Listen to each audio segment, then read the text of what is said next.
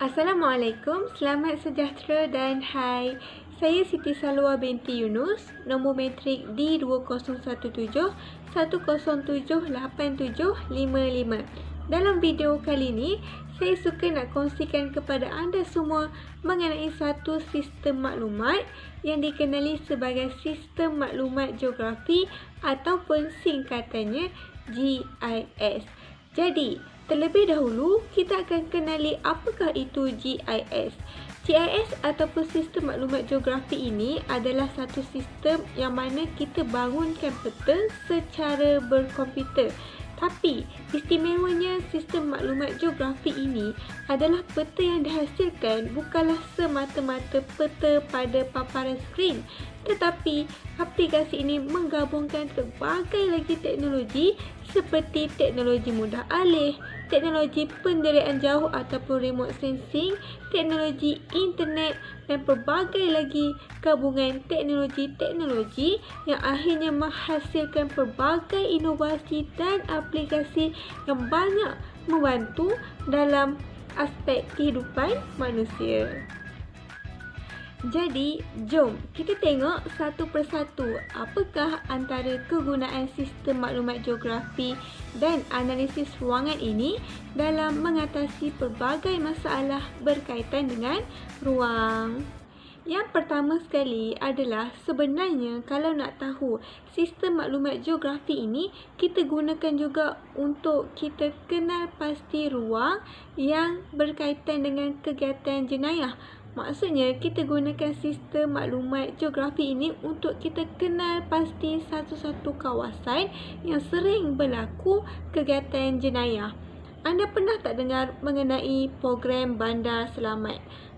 Kalau nak tahu, di bawah program Bandar Selamat ini, salah satu strategi yang telah digunakan adalah dengan menggunakan sistem maklumat geografi untuk mengenal pasti kawasan-kawasan yang sering berlaku kejadian jenayah ataupun kita panggil sebagai hotspot. Jadi, bagaimana GIS ini berjaya menghasilkan peta-peta tersebut? Pertama sekali adalah dalam aplikasi sistem maklumat geografi ini, dia boleh untuk menghubungkan pelbagai maklumat dalam satu peta yang sama. Dan bagi kes untuk program Bandar Selamat ini, maklumat-maklumat yang dikumpulkan bersama, data-data yang dikumpulkan adalah mengenai jenis kes jenayah yang berlaku, tempat berlakunya jenayah tersebut, masa berlakunya jenayah, jaringan pengangkutan di sekitar kawasan berlakunya jenayah tersebut, sempadan pentadbiran dan sebagainya lagi. Jadi, melalui maklumat-maklumat yang dihubungkan bersama ini, kemudian dihasilkan satu peta, kita dapat lihat dengan sangat jelaslah keadaan kawasan tersebut yang menjadikan kawasan tersebut sebagai kawasan yang mempunyai kes jenayah tinggi. Selain daripada itu juga, dengan menggunakan sistem maklumat geografi ini untuk analisis kawasan yang mempunyai kes jenayah yang tinggi, pelbagai analisis boleh kita lakukan untuk lihat dengan lebih jelas lagi taburan kegiatan jenayah dekat kawasan tersebut. Antaranya yang pertama adalah analisis point maps, iaitu dengan menghasilkan peta hotspot jenayah dari point maps. Melalui peta ni, kita dapat tengok kegiatan-kegiatan jenayah yang berlaku dekat sesuatu kawasan tu, melihatkan kepada berapa banyak titik yang ada dekat kawasan tersebut.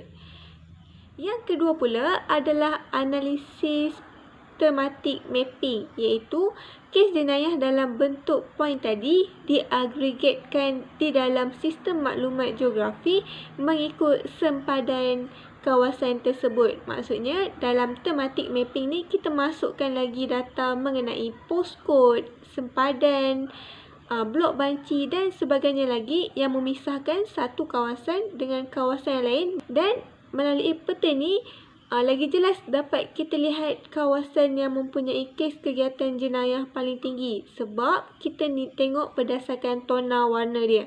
Makin gelap tona warna dekat kawasan tersebut, maksudnya kawasan itulah yang mempunyai kes kegiatan jenayah paling tinggi. Analisis yang ketiga adalah analisis yang dipanggil sebagai Continuous Surface Smoothing Methods, yang mana dekat dalam analisis ni dia menggunakan sampel daripada lokasi lain untuk andaikan populasi ataupun nilai bagi semua sampel yang berhampiran. Analisis yang keempat yang boleh dilakukan oleh sistem maklumat geografi ini adalah satu analisis yang dipanggil sebagai analisis timeline graf tompok jenayah. Kat dalam analisis ni, masa kemuncak berlakunya jenayah ditunjukkan dalam bentuk graf. Jadi, melalui analisis ni, pihak berkuasa tempatan dapatlah mengenal pasti waktu-waktu kemuncak sering berlakunya kegiatan jenayah. Jadi, secara keseluruhannya, dapatlah kita tengok yang mana sistem maklumat geografi ni memang membantu pihak yang berkaitan untuk merancang strategi-strategi untuk mengatasi peningkatan kes jenayah dekat kawasan bandar. Sebab bila kita dah tahu kawasan mana yang sering berlaku jenayah, masa kemuncak berlakunya jenayah, jadi pihak berkuasa tempatan pun bolehlah mengambil tindakan yang lebih efektif. Sebagai contoh, dengan membina pos-pos keselamatan dekat kawasan yang sesuai, memasang CCTV dekat kawasan yang sesuai. Jadi usaha-usaha yang dilakukan ni taklah membazir tetapi berkesan, sebab kita pasang memang dekat tempat yang sering berlaku kejadian jenayah. Dan apabila kita tahu waktu kemuncak berlakunya kegiatan jenayah ni, pihak-pihak yang berkaitan pun bolehlah melakukan rondaan pada waktu-waktu tersebut untuk mengelakkan daripada berlaku kegiatan jenayah.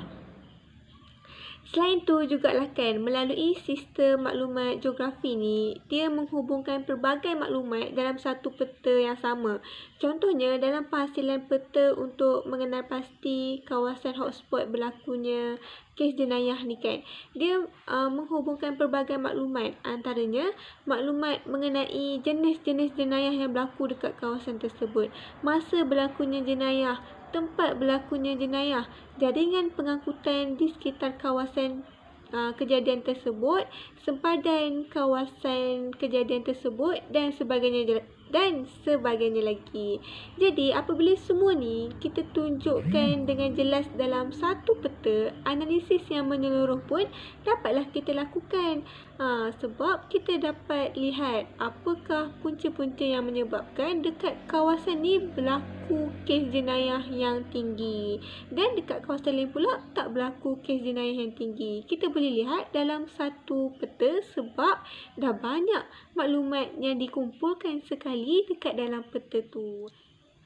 Yang kedua adalah kegunaan sistem maklumat geografi dalam membantu ruang pelancongan di Malaysia. Dekat mana-mana negara pun, sektor pelancongan ni memang sektor utamalah yang menyumbang kepada ekonomi negara. Termasuklah negara kita juga, Malaysia. Dan dalam kita nak merancang pelancongan ekonomi ni, sistem maklumat geografi pun telah memainkan peranan yang sangat penting. Yelah, sebab sejak dari dulu lagi, pelancongan dan peta memang tak boleh dipisahkan. Sebab peta inilah yang sering menjadi panduan dan rujukan kepada pelancong untuk sampai ke sesuatu destinasi. Betul tak? Tapi hari ini apabila kita gunakan sistem maklumat geografi, peta yang digunakan oleh pelancong ni jadi lebih menarik dan lebih memudahkan lagi pelancong untuk mencari kawasan-kawasan yang sesuai untuk mereka pergi dan lawati. Sebab bila kita hasilkan peta melalui sistem maklumat geografi ni, semuanya dah jadi di hujung jari. Jadi kalau pelancong tu nak cari maklumat mengenai dengan sesuatu lokasi ataupun nak mencari kemudahan-kemudahan tertentu yang mereka perlukan, mereka hanya perlu gunakan peta, klik pada peta tersebut, macam-macam maklumat telah pun tersedia kat situ. Selain tu juga kan, melalui sistem maklumat geografi ni, pelancong dah tak perlu untuk berada dekat tempat tu baru boleh nak tahu maklumat mengenai tempat tu. Sebab dulu kan, kalau kita guna peta yang manual tu, kita kena berada kat tempat tu dulu, betul tak? Barulah kita ikut panduan daripada peta tu untuk ikut jalan ni. Tapi sekarang, bila kita dah hasilkan peta melalui sistem maklumat geografi ni, kita tak ada kat tempat tu pun, kita dah boleh tengok apa laluan-laluan yang boleh kita lalui kalau kita dah sampai dekat tempat tersebut. Jadi, dah memudahkan pun pelancong untuk merancang perjalanan mereka dengan lebih cepat dan juga lebih selamat. Seterusnya lagi kan, dengan sistem maklumat geografi ni digunakan dalam aspek perancangan pelancongan, kita juga dapat untuk lihat taburan pelancong dekat sesuatu kawasan tu. Jadi, bila kita dah tahu kawasan ni, banyak pelancong datang, kawasan ni tak banyak pelancong datang. Jadi, pihak yang berkaitan pun bolehlah mengambil pelbagai tindakan untuk memenuhi keadaan-keadaan tersebut. Contohnya, pihak berkuasa tempatan ataupun pihak-pihak yang terlibatlah kan dekat kawasan yang tinggi taburan pelancong dia, maka dekat kawasan tersebut bolehlah dibina hotel, dan hotel tu juga bolehlah dibina berdekatan dengan kemudahan-kemudahan lain. Sebagai contoh, dekat dengan kemudahan untuk mendapatkan pengangkutan awam, dekat dengan kedai makan, dekat dengan taman dan sebagainya lagi yang menarik lagi pelancong untuk datang ke kawasan tersebut. Dekat kawasan yang pengunjung dia tak ramai pula. Jadi dekat situ, pihak-pihak yang berkaitan bolehlah untuk analisis faktor-faktor yang menyebabkan perkara tersebut berlaku. Yang ketiga, kita akan tengok pula kegunaan sistem maklumat geografi ini dalam merancang pembangunan. Pertama sekali, kita kena tahulah perancangan pembangunan dekat negara kita ni adalah bertujuan untuk mewujudkan penempatan yang berkualiti dekat masyarakat. Tapi selalu berlaku masalah. Masalah apa? Masalah iaitu bila sesuatu pembangunan itu dirancang, ada aspek-aspek tertentu yang tertinggal. Salah satu perkara yang sering tertinggal ketika merancang pembangunan ni adalah untuk menyediakan kawasan yang sesuai untuk dijadikan tanah perkuburan. Terutamanya masalah ni selalu dekat kawasan bandar lah, sebab dekat kawasan bandar ni penduduk dia dah padat, pembangunan dia dah padat. Jadi, kawasan tanah dia dah berkurang. Jadi, kalau tak guna sistem maklumat geografi ni, sukar untuk kenal pasti tanah yang sesuai ataupun kawasan yang sesuai untuk dilakukan, untuk dijadikan sebagai tanah perkuburan. Antara analisis-analisis yang dilakukan dengan menggunakan sistem maklumat geografi ni adalah yang pertama, analisis kecerunan. Melalui analisis kecerunan ni, kita akan dapat kenal pasti kawasan-kawasan yang mempunyai kecerunan yang sesuai untuk dijadikan sebagai tanah perkuburan. Analisis yang kedua adalah analisis pemodelan. Dalam analisis pemodelan ni, dia menggabungkan 3 lapisan peta, iaitu lapisan peta kecerunan, peta guna tanah dan peta tanah-tanah. Melalui analisis pemodelan ni, kawasan-kawasan tersebut akan dikelaskan mengikut kesesuaian, iaitu sama ada yang pertama tak sesuai untuk dijadikan sebagai tanah perkuburan, yang kedua kurang sesuai, dan yang ketiga yang paling sesuai untuk dijadikan sebagai tanah perkuburan. Analisis yang ketiga pula adalah analisis tindih lapis, yang mana dekat dalam analisis ni adalah untuk mendapatkan maklumat mengenai lot kawasan tersebut. Maksudnya analisis ni kita buat untuk kita nilai sama ada kawasan tersebut dekat atau tak dengan sumber air, ataupun kawasan tersebut dekat atau tak dengan masjid dan sebagainya lagi.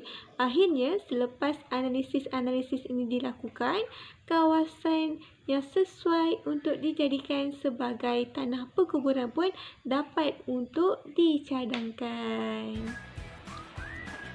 Jadi, secara kesimpulannya, sistem maklumat geografi ini telah pun membantu kita untuk menganalisis ciri-ciri sesuatu ruang yang akhirnya memudahkan pelbagai pihak untuk merancang pelbagai tindakan.